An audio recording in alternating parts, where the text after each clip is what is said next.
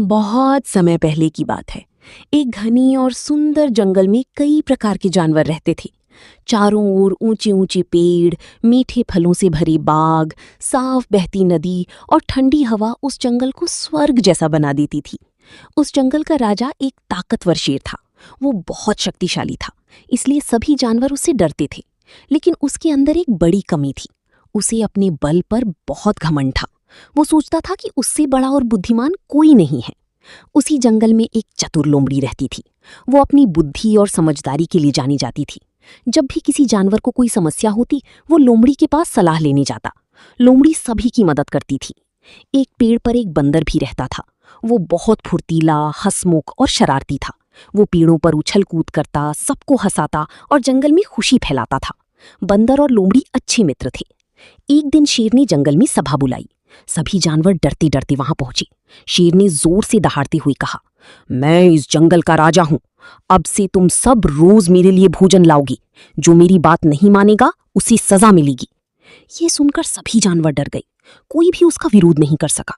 सभा के बाद बंदर बोला, ये तो बहुत गलत है। हम मेहनत करें और शेर आराम से खाए।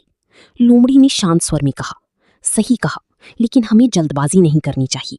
हमें बुद्धि से काम लेना होगा। कुछ दिनों तक सभी जानवर रोज शेर के लिए भोजन लाते रहे। शेर का घमंड और बढ़ता गया। एक दिन शेर ने बंदर से कहा, आज मुझे मीठे फल खाने हैं। तुम सबसे ऊंचे पेड़ों से फल तोड़ कर लाओ।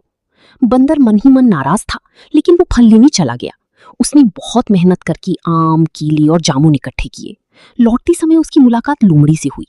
लोमड़ी ने पूछा, तुम इतनी उदास क्यों हो? बंदर बोला, हम सब शेर की सेवा करते करते थक गए हैं। लोमड़ी कुछ देर सोचकर मुस्कुराई और बोली, अब समय आ गया है उसे सबक सिखाने का। अगले दिन बंदर फल लेकर शेर के पास पहुंचा। शेर ने पूछा, इतनी देर क्यों लगाई? बंदर ने डरने का नाटक करते हुए कहा, महाराज, रास्ते में मुझे एक दूसरा शेर मिल गया। वो खुद को इस जंगल का असली राजा बता रहा था।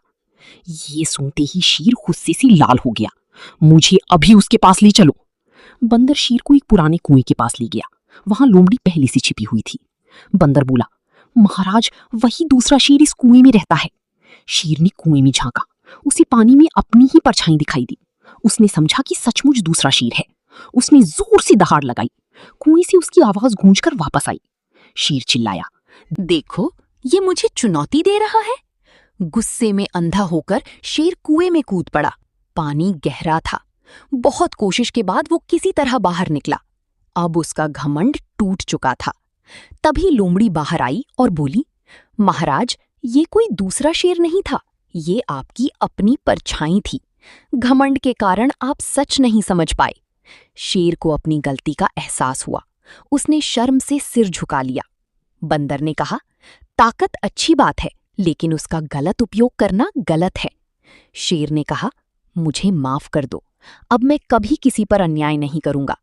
लोमड़ी बोली, क्षमा तभी मिलेगी जब आप सबके साथ न्याय करेंगे। शेर ने तुरंत घोषणा की, आज से कोई जानवर मेरे लिए भोजन नहीं लाएगा। मैं खुद शिकार करूंगा और सबकी रक्षा करूंगा। ये सुनकर सभी जानवर खुश हो गए। जंगल में फिर से शांति और खुशी लौट आई। शेर अब दयालु और न्यायप्रिय राजा बन गया। बंदर अपनी मस्ती में रहने लगा और लोमड़ी सबकी सलाहकार बनी रही। तीनों अच्छे मित्र बन गए।